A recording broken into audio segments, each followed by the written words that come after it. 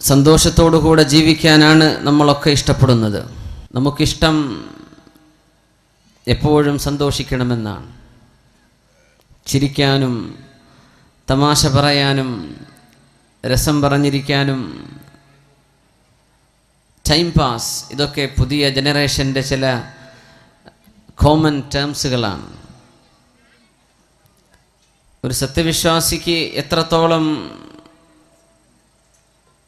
സന്തോഷിക്കാൻ കഴിയും, എപ്പോഴാണ് സന്തോഷിക്കുക, എങ്ങനെയാണ് സന്തുഷ്ടമായൊരു ജീവിതം ഇവിടെയും പരലോകത്തും ഉണ്ടാവുക, ഇതിനെക്കുറിച്ചാണ് നമ്മൾ ചർച്ച ചെയ്യാൻ പോകുന്നത്.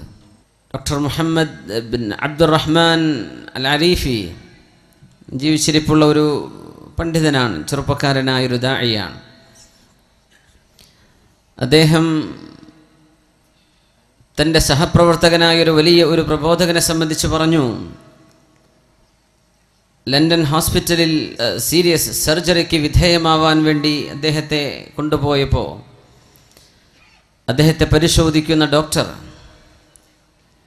അതും ലണ്ടനിലെ ഏറ്റവും പ്രഗത്ഭമായ VIP-കൾ മാത്രം ട്രീറ്റ് ചെയ്യപ്പെടുന്ന ഒരു ഹോസ്പിറ്റൽ, ഹാർട്ട് അറ്റാക്ക് വന്ന് ഓപ്പറേഷൻ തിയേറ്ററിലേക്ക് കടന്ന ഈ മുസ്ലിമായ പ്രബോധകനായ ആലിമായ ആളിൻ്റെ മുഖത്തെ സന്തോഷം കണ്ടപ്പോൾ ഡോക്ടർ ചോദിച്ചു, നിങ്ങൾക്ക് പേടി തോന്നുന്നില്ലേ? അദ്ദേഹം പറഞ്ഞു, ഇല്ല. എന്നാൽ നിങ്ങളോട് ചില കാര്യങ്ങൾ എനിക്ക് പങ്കുവെക്കാനുണ്ട്. ഞാൻ ജീവിതത്തിൽ ഒരുപാട് സമ്പാദിച്ചു കൂട്ടിയ ആളാണ്, ഒരുപാട് സമ്പാദ്യമുണ്ട്, മക്കളുണ്ട്, ഭാര്യയുണ്ട്. അതിനപ്പുറത്തേക്ക് ഞാൻ ചെയ്യാത്ത തിന്മകളില്ല. മദ്യപാനവും വ്യഭിചാരവും തോന്നിവാസങ്ങളെല്ലാം ഞാൻ ചെയ്തിട്ടുണ്ട്. അദ്ദേഹം പറഞ്ഞു, ലോകത്ത് ഞാൻ സഞ്ചരിക്കാത്ത, ചെന്ന് കാണാത്ത പ്രദേശങ്ങളോ നാടുകളോ ഇല്ല. പക്ഷേ എന്നിട്ട് പോലും പലപ്പോഴും ഒരാത്മഹത്യ ചെയ്തുകൂടെ എന്ന് ഞാൻ ആലോചിച്ചു പോയിട്ടുണ്ട്. ഒരു ഡോക്ടർ പറയണം, പ്രഗത്ഭനായ ഒരു ഡോക്ടർ. ഇത് ഉദ്ധരിക്കുന്നത് ഡോക്ടർ അരീഫി അദ്ദേഹത്തിൻ്റെ ഗ്രന്ഥത്തിൽ സൂചിപ്പിക്കുകയാണ്. എനിക്ക് ആത്മഹത്യ ചെയ്യാൻ തോന്നിയിട്ടുണ്ട് ഈ സൗകര്യങ്ങളൊക്കെ ഉണ്ടായതിൻ്റെ ശേഷം. ഇതിനെ ഒരു മുസ്ലിം എന്ന നിലക്ക് നിങ്ങൾക്ക് എങ്ങനെ പ്രതിവിധി പറഞ്ഞു തരാൻ കഴിയും? അദ്ദേഹം പറഞ്ഞു, ഡോക്ടർ, നിങ്ങൾക്ക് കണ്ണിന് ആനന്ദം നൽകാൻ നിങ്ങൾ എന്ത് ചെയ്യും? അദ്ദേഹം പറഞ്ഞു, ഞാൻ എൻ്റെ കണ്ണിനെ അഴിച്ചുവിടും, പ്രകൃതിയുടെ ഭംഗി കാണാൻ ഇഷ്ടപ്പെടുന്നതൊക്കെ ഞാൻ കാണും. അയാൾ മുസ്ലിമല്ല. അവിടെ ചോദിച്ചു, കാതിന് സന്തോഷം കൊടുക്കാൻ നിങ്ങൾ എന്ത് ചെയ്യും? അയാൾ പറഞ്ഞു, ഞാൻ മ്യൂസിക് കേൾക്കുന്നു പറഞ്ഞു. അപ്പോൾ മൂക്കിനോ? അദ്ദേഹം പറഞ്ഞു, ഞാൻ നല്ല സുഗന്ധമുള്ള പൂക്കൾ വാസനിക്കും. കണ്ണിന് സന്തോഷം കിട്ടാൻ വേണ്ടി നിങ്ങൾ മ്യൂസിക് കേൾക്കുന്നില്ലല്ലോ? ഇല്ല. കണ്ണിൻ്റേതിന് കണ്ണിന് കൊടുക്കണ്ടേ? കാതിന് രസം കിട്ടാൻ വേണ്ടി നിങ്ങൾ കാഴ്ച കാണുന്നുണ്ടോ? ഇല്ല. കാതിന് കേൾക്കുന്നത്, കണ്ണിന് കാണുന്നത്. എന്നാൽ നിങ്ങളുടെ ഹൃദയം, അലാ ഇന്ന ഫിൽ ജസദി മുദ്ഗതൻ ഇദാ സലുഹത് സലുഹൽ ജസദു കുല്ലുഹു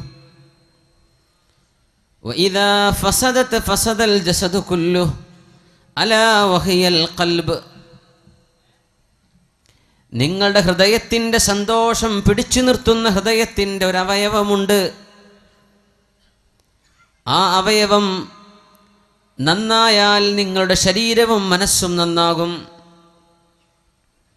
ആ അവയവം മോശമായാൽ നിങ്ങളുടെ ശരീരവും മനസ്സും മോശമാകും. അലാ വഹിയൽ ഖൽബ്, അത് ഹൃദയമാണ്, അത് ഹൃദയമാണ് എന്ന് റസൂലുള്ളാഹി സ്വല്ലല്ലാഹു അലൈഹി വസല്ലം. ഹൃദയത്തിൽ നിന്ന് സന്തോഷം കിട്ടണമെങ്കിൽ ഹൃദയത്തിൻ്റെ ആവശ്യം നിർവഹിക്കപ്പെടണം. ഹൃദയത്തിന് കിട്ടേണ്ട ഭക്ഷണം കൊടുക്കണം. ആ ഭക്ഷണം മറ്റൊന്നുമല്ല, ഹൃദയത്തെ സൃഷ്ടിച്ച രക്ഷിതാവ്, മനുഷ്യൻ്റെ ശരീരത്തിൻ്റെ ഉള്ളിലേക്ക് ആത്മാവിനെ സന്നിവേശിപ്പിച്ച അല്ലാഹു, വയസ്അലൂനക അനിർ റൂഹ് ഖുലിർ റൂഹു മിൻ അംരി റബ്ബി വമാ ഔതീതും മിനൽ ഇൽമി ഇല്ലാ ഖലീലാ. വയസ്അലൂനക അനിർ റൂഹ്, ആത്മാവിനെ സംബന്ധിച്ച് അവർ ചോദിക്കുന്നു, നബിയെ ആത്മാവിൻ്റെ കഥ എന്താണ്? എന്താണ് ആത്മാവ്? ഖുൽ, അങ്ങ് പറഞ്ഞു കൊടുക്കണം, അർറൂഹു മിൻ അംരി റബ്ബി, ആത്മാവ് എൻ്റെ സ്വകാര്യമായ ചില വിഷയങ്ങളിൽ പെട്ടതാണ്. നിങ്ങൾക്ക് വളരെ കുറച്ച് വിവരമേ നൽകപ്പെട്ടിട്ടുള്ളൂ. ആത്മാവ് അള്ളാഹുവുമായി ബന്ധിക്കുമ്പോഴേ ഹൃദയത്തിൻ്റെ ഭക്ഷണമാകുന്നുള്ളൂ. ആത്മാവിനെ അള്ളാഹുവുമായി കണക്ട് ചെയ്യുമ്പോഴേ ഹൃദയത്തിൻ്റെ ഭക്ഷണം ശരിയാകുന്നുള്ളൂ. ഹൃദയത്തിൻ്റെ ഭക്ഷണം കൊടുക്കാതെ ഹൃദയത്തിൽ സന്തോഷം വരികയില്ല. കണ്ണിനോ കാതിനോ കിട്ടേണ്ടത് കൊടുക്കുന്ന പോലെ ഹൃദയത്തിന് കൊടുക്കേണ്ടത് അള്ളാഹുവുമായുള്ള ബന്ധമാണ്. ആ ബന്ധം നൽകാത്ത കാലത്തോളം ആത്മഹത്യാപരമാണ്. നിങ്ങളുടെ ജീവിതം സന്തോഷം കിട്ടുകയില്ലെന്ന് ഈ മുസ്ലിമായ ദാഴിയും പ്രബോധകനും തന്നെ ചികിത്സിക്കാൻ പോകുന്ന ഡോക്ടറെ ചികിത്സിക്കുന്ന രംഗം മഹാനായ അല്ലാമ അരീഫി അദ്ദേഹം രേഖപ്പെടുത്തിയിട്ടുണ്ട്. ഹൃദയത്തിന് കിട്ടേണ്ട ആ ഭക്ഷണം നൽകാതെയാണ് മുസ്ലിം നാമധാരികളൊക്കെ ജീവിക്കുന്നത്. ഇവിടെയാണ് ഈ സമൂഹത്തെ നമുക്ക് ചികിത്സിക്കേണ്ടി വരുന്നത്. രാവിലത്തെ ബ്രേക്ക്ഫാസ്റ്റ് കഴിച്ചിട്ടുണ്ട്, പക്ഷേ സുബ്ഹി നിസ്കരിച്ചിട്ടില്ല. ശരീരത്തിൻ്റെ ഭക്ഷണം കൊടുത്തു, ഹൃദയത്തിൻ്റെ ഭക്ഷണം കൊടുത്തില്ല. ഉച്ചയ്ക്ക് ഭക്ഷണം കഴിച്ചിട്ടുണ്ട്, ളുഹ്ർ നിസ്കരിച്ചിട്ടില്ല. വൈകുന്നേരത്ത് സ്നാക്ക് കഴിച്ചു, പക്ഷേ അസ്ർ നിസ്കരിച്ചിട്ടില്ല. രാത്രി ഭക്ഷണം കഴിക്കുന്നുണ്ട്, മഗ്രിബും ഇശാഉം നിസ്കരിച്ചില്ല. ശരീരത്തിന് കൊടുക്കാനുള്ളതൊക്കെ കൊടുത്തു, ഹൃദയത്തിന് കൊടുക്കാനുള്ളത് കൊടുത്തില്ലെങ്കിൽ മനുഷ്യൻ്റെ മനസ്സിന് സമാധാനം ലഭിക്കുകയില്ല. പരിശുദ്ധ റസൂലുള്ളാഹി സ്വല്ലല്ലാഹു അലൈഹി വസല്ലം തങ്ങളത് പറയുന്നുണ്ട്. അമ്മല്ലദീന ആമനൂ വഅമിലുസ് സ്വാലിഹാതി ഫലഹും ജന്നാത്തുൽ മഅവാ നുസുലൻ ബിമാ കാനൂ യഅമലൂൻ. നന്മ ചെയ്ത് ജീവിക്കുന്ന ആളുകൾക്ക് അല്ലാഹു ഒരുക്കി വെച്ച സ്വർഗം, നന്മ ചെയ്യുന്ന ആളുകൾക്കും വിശ്വാസികൾക്കും അല്ലാഹു ഒരുക്കി വെച്ച നുസുലൻ, അല്ലാഹുവിൻ്റെ സദ്യയാണ് സ്വർഗം. ആ സ്വർഗത്തിലേക്ക് അല്ലാഹു നമ്മെ എത്തിച്ചു തരട്ടെ. ആമീൻ യാ റബ്ബൽ ആലമീൻ. അങ്ങോട്ട് പോകാൻ സത്യവിശ്വാസിയെ ക്ഷണിക്കുകയാണ് അല്ലാഹു. വല്ലാഹു യദ്ഉ ഇലാ ദാരിസ്സലാം. രക്ഷയുടെ വീട്ടിലേക്ക് അല്ലാഹു നിങ്ങളെ വിളിച്ചുകൊണ്ടിരിക്കുന്നു. നിങ്ങൾ വരുന്നുണ്ടോ? അല്ലാഹു വിളിക്കുകയാണ്. എവിടെയോ തുടങ്ങിയൊരു ജീവിതമാണിത്. സയ്യിദുന ആദം നബി അലൈഹിസ്സലാത്തു വസ്സലാമിനെ പടക്കുന്നതിൻ്റെ മുമ്പേ ലോകത്ത് ജനിക്കാൻ പോകുന്ന സർവ്വ മനുഷ്യരുടെയും ആത്മാവുകളെ അല്ലാഹു വിളിച്ചു ചേർത്തിട്ടുണ്ട്. ഞാനും നിങ്ങളൊക്കെ അവിടെ വന്നു. ഖാല അലസ്തു ബിറബ്ബിക്കും. അല്ലാഹു ചോദിച്ചു, ഞാൻ നിങ്ങളുടെ റബ്ബല്ലയോ എന്ന് ആത്മാക്കളോട് ചോദിച്ചപ്പോൾ ഖാലൂ ബലാ, അവരൊക്കെ പറഞ്ഞു, അതേ പടച്ചവനെ, നീ ഞങ്ങളുടെ റബ്ബാണ്. ആര്? ലോകത്ത് ഇനി വന്നവരും വരാനിരിക്കുന്ന മുഴുവൻ മനുഷ്യരും ആത്മാക്കളായി അള്ളാഹുവിൻ്റെ മുമ്പിൽ ഒരു മഹാസമ്മേളനം നടന്നത് സൂറത്തുൽ ബഖറയിൽ അള്ളാഹു പറയുന്നുണ്ട്. അലസ്തു ബിറബ്ബിക്കും ഖാലൂ ബലാ, ഞാൻ നിങ്ങളുടെ രക്ഷിതാവല്ലയോ? ഖാലൂ ബലാ, അവരൊക്കെ പറഞ്ഞു, അതേ റബ്ബേ. എന്തിനാണെന്നറിയോ? ഭൂമിയിലേക്ക് വന്നാൽ പിന്നെ നിങ്ങൾ നിഷേധിക്കരുത്, നീ പടച്ചവനാണെന്ന് ഞാൻ അറിഞ്ഞിട്ടില്ലായിരുന്നു പടച്ചവനെ എന്ന് പറയരുത്. അതിന് ഓർമ്മിപ്പിക്കുകയാണ്. ലക്ഷക്കണക്കിന് വർഷങ്ങളായിരിക്കും, നമുക്കറിയില്ല എത്ര വർഷമാണതെന്ന്. അത്രയും കാലം ആലമുൽ അർവാഹിൽ ആത്മാക്കളുടെ ലോകത്ത് ജീവിച്ചു കഴിഞ്ഞതിൻ്റെ ശേഷമാണ് ഉമ്മയുടെ ഗർഭാശയത്തിലേക്ക് പിതാവിൻ്റെ ഉദരത്തിൽ നിന്ന് ഭ്രൂണത്തിലായി ഗർഭസ്ഥ ശിശുവായി ഭൂമിയിലേക്ക് വരുന്ന ജന്മം. അതിൻ്റെ മുമ്പും നമ്മൾ ജനിച്ചിട്ടുണ്ട്, ആത്മാക്കളായി ജനിച്ചിട്ടുണ്ട്, ശരീരമില്ലാതെ. എത്രയോ വർഷങ്ങൾ കഴിഞ്ഞു. എന്നിട്ടാണ് ഭൂമിയിലേക്കുള്ള വരവ്.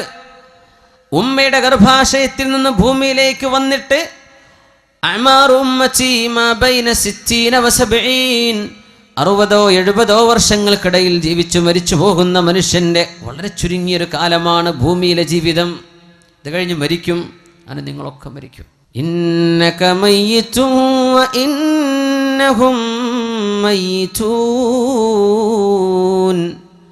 നബിയേ, നിങ്ങൾ മരിച്ചു പോകും നബിയേ. വ ഇന്നഹും മയ്യിതൂൻ, മനുഷ്യരെല്ലാവരും മരിച്ചു പോകും നബിയേ. എല്ലാവരും മരിക്കും. ഖബറിൽ കിടക്കേണ്ടത് ലോകാവസാനം എന്നാണോ അള്ളാഹു നിശ്ചയിക്കുന്നത്, സൂറെന്ന കാഹളത്തിൽ ഇസ്രാഫീൽ അലൈഹിസ്സലാത്തു വസ്സലാം ഊതാൻ അള്ളാഹുവിനാൽ കൽപ്പിക്കപ്പെടുന്ന നേരമേതോ ആ സമയം വരെ ഖബറിൽ വിശ്രമിച്ച് കിടക്കണം. അമ്പിയാക്കന്മാർ കിടക്കുകയാണ്. നൂഹ് നബി അലൈഹിസ്സലാം വിശ്രമിച്ച് കിടക്കുകയാണ്.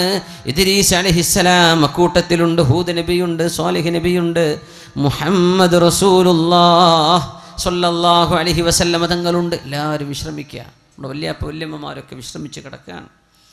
അല്ലാഹു അത് നല്ല വിശ്രമമാക്കി നമ്മുടെ മരണപ്പെട്ട മുഴുവൻ ആളുകൾക്കും അല്ലാഹു അത് മാറ്റിക്കൊടുക്കട്ടെ. എത്ര കാലം കിടക്കണം? ഒരുപാട് കാലം. മുഅ്മിനീങ്ങൾക്ക് മാ ബൈന സ്വലാത്തിൽ അസ്രി വൽ മഗ്രിബി, അസ്റിൻ്റെയും മഗ്രിബിൻ്റെയും ഇടയിലുള്ള സമയം പോലെ എളുപ്പമാക്കി കൊടുക്കും. ഇത്രയും കാലം ഖബറിൽ കിടക്കണം. എന്നിട്ടാണ് എഴുന്നേൽക്കുന്നത്. ആഖിറത്തിലേക്കുള്ള ഉയർത്തെഴുന്നേൽപ്പ്. ഫഇദാ നുഫിഖ ഫിസ്സൂരി നഫ്ഖത്തുൻ വാഹിദ, ആദ്യത്തെ ഊത്തിൽ പ്രപഞ്ചം തകരുകയും രണ്ടാമത്തേതിൽ അല്ലാഹു പുനർജന്മം നൽകുകയും ചെയ്ത് പിന്നെ മഹ്ശറായിലേക്കുള്ള നടത്തമാണ്. മാ ബൈന 60 വ 70 40, ഒന്നാമത്തെ ഊത്തിൻ്റെയും രണ്ടാമത്തേതിൻ്റെയും ഇടയിൽ 40 ഉണ്ട്. 40 മണിക്കൂറാണോ നബിയെ? അത് 40 ദിവസമാണോ നബിയെ? 40 ആഴ്ചകളാണോ, മാസങ്ങളാണോ, വർഷങ്ങളാണോ? മറുപടി പറഞ്ഞില്ല. മുഹമ്മദ് റസൂലുള്ളാഹ് സ്വല്ലല്ലാഹു അലൈഹി വസല്ലം ഫീ യൗമിൻ കാന മിഖ്ദാറുഹു 50,000 സന, 50,000 വർഷങ്ങൾ ദൈർഘ്യമുള്ള ദിവസമാണ് മഹ്ശറായിലെ ദിവസം. അവിടെയും കാത്തിരിക്കണം. അത് കഴിഞ്ഞിട്ടാണ് വിചാരണ. അത് കഴിഞ്ഞിട്ടാണ് ഫരീഖും ഫിൽ ജന്ന വ ഫരീഖും ഫിസ് സഈർ, ഒരു വിഭാഗം നരകത്തിലേക്കും മറ്റൊരു വിഭാഗം സ്വർഗത്തിലേക്കും ആക്കപ്പെടുന്നത്. ഈ വലിയ യാത്രയുടെ അവസാനത്തിലാണ്. അങ്ങനെ ഒരു വലിയ യാത്രയിലാണ് നമ്മൾ.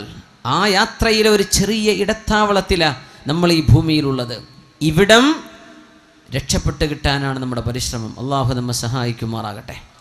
അപ്പോൾ ആലമുൽ അർവാഹിൽ നിന്ന് തുടങ്ങി ഉമ്മയുടെ ഉദരത്തിലൂടെ വന്ന ആലമുൽ അർഹാമിൽ നിന്ന് ആലമു ഷഹാദയിലേക്ക്, ആലമു ഷഹാദയിൽ നിന്ന് ഖബറിലേക്ക് ആലമുൽ ബർസഖ്, അതിൽ നിന്ന് ആലമുൽ മഹ്ശർ, പിന്നെ ആലമുൽ ആഖിറ. ഈ വലിയ യാത്രയുടെ ഒരു ചെറിയ അറ്റത്താണ് നമ്മളൊക്കെ ബാക്കി നിൽക്കുന്നത്. അന്ന് നബി തങ്ങൾ പറഞ്ഞു സല്ലല്ലാഹു അലൈഹി വസല്ലം, ഫമാ തആറഫ മിൻഹ അഖ്തലഫ വമാ തനാകറ മിൻഹ ഇഖ്തലഫ. അവിടെ വെച്ച് ആരൊക്കെ പരിചയപ്പെട്ടിട്ടുണ്ടോ ആത്മാക്കളുടെ ലോകത്ത്, അവരിവിടെ വെച്ചാൽ സുഹൃത്തുക്കളാണ്, ശത്രുതയുണ്ടാവില്ല. അന്ന് ആരെല്ലാം ആത്മാക്കളുടെ ലോകത്ത് വെച്ച് കണ്ടുമുട്ടിയിട്ടുണ്ടോ അവർ ഭൂമിയിൽ വെച്ച് കണ്ടുമുട്ടാൻ ഇടയാകും. ഒരുപക്ഷെ നമ്മളൊക്കെ അന്ന് കണ്ടുമുട്ടിയതിൻ്റെ ഭാഗമായിരിക്കും കാവമ്പടിയിൽ എനിക്ക് വരാൻ അവസരം ഉണ്ടായത്, നമുക്കൊക്കെ കാണാൻ അവസരം ഉണ്ടായത്. അന്ന് ആത്മാക്കളുടെ ലോകത്ത് നമ്മളൊക്കെ കണ്ടുമുട്ടിയിട്ടുണ്ട് എന്നാണ്.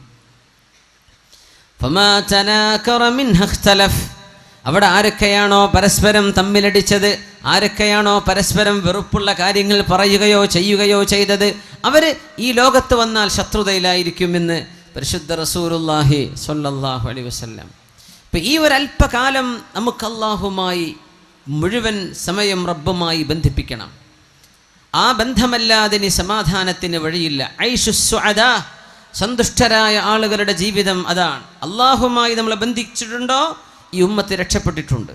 അല്ലാഹുമായുള്ള നമ്മുടെ ബന്ധം എപ്പോൾ ഡിസ്കണക്ട് ചെയ്യപ്പെട്ടിട്ടുണ്ടോ ഈ സമൂഹത്തെ അല്ലാഹു പരീക്ഷിച്ചിട്ടുണ്ട്. തൂ ഇധർ ഉധർ കീ ന ബാത് കർ യെ ബച്ചാ കെ ഖാഫില ക്യൂ ലുട്ടാ. നീ അതും ഇതും പറഞ്ഞ് നിൽക്കല്ല. ഇഖ്ബാലിൻ്റെ കവിതയാണ്. എന്തേ ക്യൂ യെ ബച്ചാ കെ ഖാഫില ക്യൂ ലുട്ടാ, നമ്മുടെ യാത്രാസംഘം എന്തേ കൊള്ളയടിക്കപ്പെടാൻ കാരണമെന്ന് പറഞ്ഞുതാ. മുസ്ലിം ഉമ്മത്തിന് എന്തേ അപജയം സംഭവിക്കാൻ കാരണമെന്ന് പറഞ്ഞുതാ. എന്തേ മുസ്ലിം ഉമ്മത്ത് എന്ന യാത്രാസംഘം കൊള്ളയടിക്കപ്പെട്ടത് എന്ന്. മുझे रहज़नों से गिला नहीं तेरी रहबरी का सवाल है. നിന്നെ കൊള്ളയടിച്ച കൊള്ളക്കാരെ കുറിച്ച് എനിക്ക് പരാതിയില്ല. നിന്നെ കൊള്ളയടിച്ച കൊള്ളക്കാർ, അവരെ സംബന്ധിച്ചല്ല ഞാൻ കംപ്ലൈൻറ്റ് പറയുന്നത്. നിങ്ങളെ എന്തുകൊണ്ട് അവർ കൊള്ളയടിച്ചു അതല്ല എൻ്റെ പ്രശ്നം. തെരി റഹ്ബരി കാ സവാൽ ഹെ, നീ പോകേണ്ട ശരിയായ വഴിയിലൂടെയാണോ നീ യാത്ര പോയത്? ആദ്യം നീ അത് പറ. നിന്നെ കൊള്ളയടിച്ച കൊള്ളക്കാരെ കുറിച്ചല്ല എൻ്റെ പരാതി. മദീനയിൽ അന്ന് ഭൂകമ്പമുണ്ടായപ്പോഴാണ് ഉമറുൽ ഫാറൂഖ് റളിയല്ലാഹു അൻഹു, മദീനയുടെ ഭരണാധികാരിയും അമീറുമായിരുന്ന അമീറുൽ മുഅ്മിനീൻ ഉമറുൽ ഫാറൂഖ് റളിയല്ലാഹു അൻഹു പറഞ്ഞത്, ഇനി ഒരിക്കലൂടെ മദീനയിൽ ഭൂകമ്പമുണ്ടായാൽ ഉമർ മദീന വിട്ടു പോകും എന്ന് അമീറുൽ മുഅ്മിനീൻ ഉമറുൽ ഫാറൂഖ് റളിയല്ലാഹു അൻഹു. അള്ളാഹുവിന് ഇഷ്ടപ്പെടാതെ നടക്കുമ്പോഴേ ഭൂകമ്പമുണ്ടാകൂ, അള്ളാഹുവിന് ഇഷ്ടപ്പെടാതെ നടക്കുമ്പോഴേ അപകടങ്ങളുണ്ടാകൂ, അള്ളാഹുവിന് ഇഷ്ടപ്പെടാതെ നടക്കുമ്പോഴേ പ്രയാസങ്ങൾ വരൂ. ഇനി ഒരിക്കലെങ്കിലും മദീനയിലൊരു ഭൂകമ്പമുണ്ടായാൽ അമീറുൽ മുഅ്മിനീൻ എന്ന് വിളിക്കപ്പെടുന്ന ഉമറുൽ ഫാറൂഖ് തങ്ങൾ പറഞ്ഞ വാക്ക്, ഞാൻ പിന്നെ മദീനയിൽ നിൽക്കില്ല കേട്ടോ, ഞാൻ മദീന വിട്ടുപോകും. ആരാണ് മദീന വിട്ടുപോകുമെന്ന് പറഞ്ഞത്? അല്ലാഹുമ്മ ർസുഖ്നി ഷഹാദതൻ ഫീ ബലദി നബിയിക്, അല്ലാഹുമ്മ ർസുഖ്നി ഷഹാദതൻ ഫീ ബലദി നബിയിക്, അല്ലാഹുവേ നിന്റെ നബിയുടെ നാട്ടിൽ എനിക്ക് രക്തസാക്ഷിത്വം നൽകണേ എന്ന് പ്രാർത്ഥിച്ചു പോയ മഹാൻ. നിന്റെ നബിയുടെ നാട്ടിൽ എനിക്ക് നീ രക്തസാക്ഷിത്വം തരണം പടച്ചവനെ, എനിക്ക് മരിക്കണം നിനക്ക് വേണ്ടി, ഷഹീദാകണം. പക്ഷെ എവിടെ വെച്ച്? മദീനയിൽ വെച്ച്. മദീന വിട്ടുപോകാൻ ഞാൻ ഒരുക്കമല്ല. മദീനയിലാണെങ്കിലോ യുദ്ധം നടക്കാൻ സാധ്യതയുമില്ല. ചോദിച്ച ചോദ്യം എനിക്കിവിടെ രക്തസാക്ഷിയാവണം. ആ ഒരു ചോദ്യത്തിൻ്റെ മറുപടിയാണ് ഉമറുൽ ഫാറൂഖ് റളിയല്ലാഹു അൻഹുവിനെ സുബഹി നിസ്കാരത്തിന് നേതൃത്വം കൊടുക്കുമ്പോൾ ശത്രു വന്ന് കുത്തിയത് വയറിന് കുത്തുകയായിരുന്നുവല്ലോ. ആ മുറിവിൽ മരണപ്പെട്ട ഉമറുൽ ഫാറൂഖ് റളിയല്ലാഹു അൻഹു രക്തസാക്ഷിത്വം വഹിക്കാൻ മദീന വിട്ടപ്പുറം പോയിട്ട് എനിക്ക് മരിക്കേണ്ടതില്ല, മദീനയിൽ തന്നെ മരിക്കണമെന്ന് എന്നും പ്രാർത്ഥിച്ചിരുന്ന അമീറുൽ മുഅ്മിനീൻ അന്നൊരിക്കെ ഭൂകമ്പമുണ്ടായപ്പോൾ പറഞ്ഞ വാക്കാണ്, ഇനിയൊരു ഭൂകമ്പം കൂടെ മദീനയിൽ വന്നാൽ ഞാൻ മദീനയിൽ നിന്ന് പുറത്തു പോകും, എന്നെ നിങ്ങൾക്ക് കാണാൻ കിട്ടില്ലെന്ന് ഉമറുൽ ഫാറൂഖ് റളിയല്ലാഹു അൻഹു. എന്തേ? ഏതോ ഒരു വീട്ടുകാരൻ, ഏതോ ഒരു കുടുംബക്കാരൻ അള്ളാഹുമായുള്ള ബന്ധത്തിൽ എന്തോ ഒരു ഇടർച്ച സംഭവിച്ചപ്പോൾ, അള്ളാഹുമായുള്ള ബന്ധത്തിൽ എന്തോ ഒരു പ്രശ്നം സംഭവിച്ചപ്പോൾ അള്ളാഹു നടത്തുന്ന ഭൂകമ്പമാണിത്, അള്ളാഹുവിൻ്റെ ശിക്ഷയാണിത്.